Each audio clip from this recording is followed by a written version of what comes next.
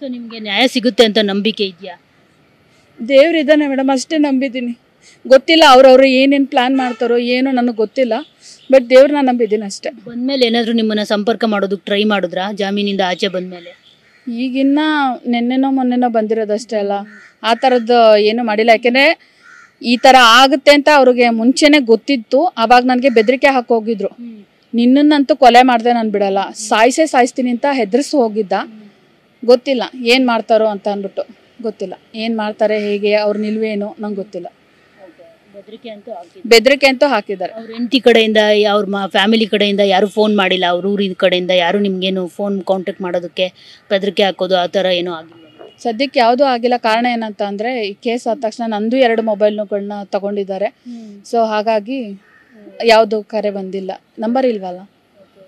So ಇವಾಗ ನೀವು ಅಂದರೆ ಈಗ ನಿಮ್ಮ ಲಾಯರ್ನ ಸಂಪರ್ಕ ಮಾಡಿದ್ದೀರಾ ಅಂತ ಅನ್ಸುತ್ತೆ. ಏನು ಹೇಳಿದ್ರು ನಿಮ್ಮ ಲಾಯರು? ಲೈಕ್ ಅವ್ರಿಗೆ ಜಾಮೀನು ಸಿಕ್ಕಿದ್ದು ಕರೆಕ್ಟಾ, ಅದರ್ವೈಸ್ ಅವ್ರಿಗೆ ಜಾಮೀನು ಸಿಗಬಾರ್ದಾಗಿತ್ತ? ಇಷ್ಟು ಬೇಗ ಸಿಗಬಾರ್ದಾಗಿತ್ತು, ಇಷ್ಟು ಬೇಗ ಸಿಕ್ಕಿದೆ. ಅದು ಗೊತ್ತಿಲ್ಲ ಏನು ಪವರೋ ಏನೋ ನನಗೆ ಗೊತ್ತಿಲ್ಲ ಅದೇನಂತ. ಸಿಕ್ಕಿದೆ, ಬಟ್ ಎಕ್ಸ್ಪೆಕ್ಟೆಡ್ ಸಿಗುತ್ತೆ ಹಣ ಇರೋನು ಅಂತ ಎಕ್ಸ್ಪೆಕ್ಟೆಡ್ ಮಾಡಿದ್ದೆ. ಸೊ ನಿಮ್ಗೆ ಏನಾದರೂ ಅಕಸ್ಮಾತ್ ಅವ್ರ ಸಂಧಾನಕ್ಕೆ ಏನಾದರೂ ಟ್ರೈ ಮಾಡಿದ್ರೆ ಒಪ್ಕೊಳ್ತೀರಾ? ಅದರ್ವೈಸ್ ಇಲ್ಲ ಏನಾದರೂ ಆಗಲಿ ನಾನು ಫೈಟ್ ಮಾಡ್ತೀನಿ ಅಂತ ಕಾನೂನು ಅಂದರೆ ಕೋರ್ಟಿಗೆ ಮೊರೆ ಹೋಗ್ತೀರಾ ಏನಂತ? ಸಂಧಾನ ಅದೆಲ್ಲ ತುಂಬ ಹಿಂದೆನೇ ಎಲ್ಲ ಆಗ್ಬಿಟ್ಟಿದೆ ಮೇಡಮ್. ಅದೇ ಸಾಕಾಗೋಗಿದೆ ನನಗೆ. ಮತ್ತೆ ಸಂಧಾನ ಅಂತ ಕರೆದ್ರೆ ದೇವ್ರಣ್ಣ ನಂಗೆ ಅಲ್ಲೇ ಹುಚ್ಚಿಡ್ದು ಬಿಡುತ್ತೆ. ಸೊ ಅದಾಗದೇ ಇರೋ ವಿಷಯ. ಸೊ ನಿಮ್ಗೆ ಯಾವುದು ಸದ್ಯಕ್ಕೆ ಶೋಗಳು ಬರ್ತಿಲ್ಲ, ಮತ್ತು ಯಾವುದು ಸ್ಟೇಜ್ ಮೇಲೆ ಅಲ್ಲಿ ಇಲ್ಲಿ ಕಾರ್ಯಕ್ರಮಗಳಿಗೂ ಕರಿತಿಲ್ವಾ ಯಾರು? ಇಲ್ಲ ಮೇಡಮ್, ಆ ಥರದ್ದು ಯಾವುದೂ ಅವಕಾಶಗಳು ಬಂದಿಲ್ಲ. ಬಟ್ ಹೋಗೋ ಮನಸ್ಸು ನಾನು ಇನ್ನೂ ಆ ಥರದ್ದು ನನ್ನ ಮನಸ್ಸು ಬೇರೆಯೇ ಇದೆ, ಇನ್ನೂ ನೋವಲ್ಲೇ ಇದೆ. ಸೊ ಅಷ್ಟು ನಿಮ್ಮ ಇಂಡಸ್ಟ್ರಿ ಸಪೋರ್ಟ್ ಹೆಂಗಿದೆ ಮೇಡಮ್? ಅಂದರೆ ನಿಮ್ಮ ಸುತ್ತಮುತ್ತಲಿನ ಸಪೋರ್ಟು ಹೇಗಿದೆ? ಅವ್ರು ಏನು ಹೇಳ್ತಿದ್ದಾರೆ ಅಂತ? ಅವ್ರಿಗೂ ಎಲ್ಲಾರ್ಗು ಇದು ಆಘಾತನೇ ಆಗಿರುತ್ತೆ. ಯಾಕಂದರೆ ಇವನು ಒಬ್ರಿಗೂ ವಿಷಯ ಹೇಳ್ಕೊಳಕ್ಕೆ ಬಿಟ್ಟಿರಲಿಲ್ಲ. ಇಂಥ ಕ್ಲೋಸ್ ಫ್ರೆಂಡ್ಸ್ ಇದ್ರು ಒಬ್ರಿಗೂ ವಿಷಯ ಹೇಳ್ಕೊಳಕ್ಕೆ ಬಿಟ್ಟಿರಲಿಲ್ಲ. ಸೊ ಜೊತೆಲೇ ನಾವೆಲ್ಲರೂ ಇರ್ತಿದ್ವಿ. ಅವ್ರಿಗೂ ಆಘಾತ ಆಗಿದೆ. ಏನಿದು ಅಪ್ಪ ಇವರಿಬ್ರ ಅನ್ನೋ ಆಘಾತ ಅವ್ರಿಗೂ ಆಗಿರುತ್ತೆ. ಸೊ ಹಾಗಾಗಿ ಅವ್ರು ಏನು ಮಾತಾಡಬೇಕು ಅಂತ ಅವ್ರಿಗೆ ಕನ್ಫ್ಯೂಷನ್ ಇರ್ಬೋದು, ಯಾರಿಗೆ ಏನು ಹೇಳಬೇಕು ಅನ್ನೋ ಕನ್ಫ್ಯೂಷನ್ನೇ ಇರುತ್ತೆ ಅವ್ರಿಗೆ. ಮೋಸ್ಟ್ಲಿ ಅವರು ಇನ್ನೂ ಶಾಕಲ್ಲೇ ಇರ್ತಾರೆ.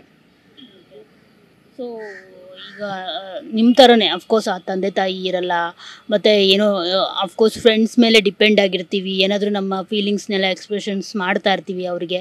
ಸೊ ಈ ಥರ ಒಂದು ರೀತಿ ಬ್ಲೈಂಡಾಗಿ ಇನ್ನೊಬ್ರನ್ನ ನಂಬಾರ್ದು ಅನ್ನೋದಕ್ಕೆ ನೀವೀಗ ಸೊ ಅಂಥವ್ರಿಗೆ ಬ್ಲೈಂಡಾಗಿ ಏನಾದರೂ ನಂಬಿದ್ರೆ ಅಂಥವ್ರಿಗೆ ಏನಾದರೂ ನೀವೇನಾದರೂ ಹೇಳಕ್ಕೆ ಇಷ್ಟಪಡ್ತೀರಾ? ಇನ್ನು ಮುಂದೆ ಯಾರು ನಂಬೇಡಿ ಈ ಥರ ಅಂತ?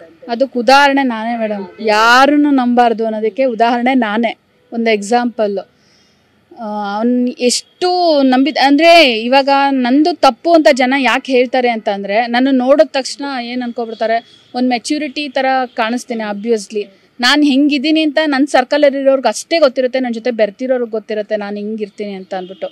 ಈಗ ಮೋಸ್ಟ್ಲಿ ಬಂದು ಇಷ್ಟು ಧೈರ್ಯವಾಗೆಲ್ಲ ಮಾತಾಡ್ತಿರೋದಕ್ಕೆ ನನ್ನ ನೋವಿಗೆ ನಾನು ಹಿಂಗೆ ತಿರುಗಿ ಬಿದ್ದಿದ್ದೀನಿ ಅನ್ನೋದು ಜನಗಳಿಗೆ ಅರ್ಥ ಆಗಲ್ಲ. ಸೊ ಅದಕ್ಕೆ ಅವಳು ಸ್ವಲ್ಪ ಹಾಗೆ ಇವಳು ಬೇರೆ ಬೇರೆ ಥರ ಯೋಚನೆ ಮಾಡ್ತಾರೆ. ಬಟ್ ಏನಂದರೆ ನನಗೆ ಶಿಕ್ಷೆ ಅಂತ ಅಂದರೆ ಈಗ ಏನು ನಾನು ಜನಗಳು ಏನೇನು ಕಮೆಂಟ್ ಅದೇ ಶಿಕ್ಷೆ.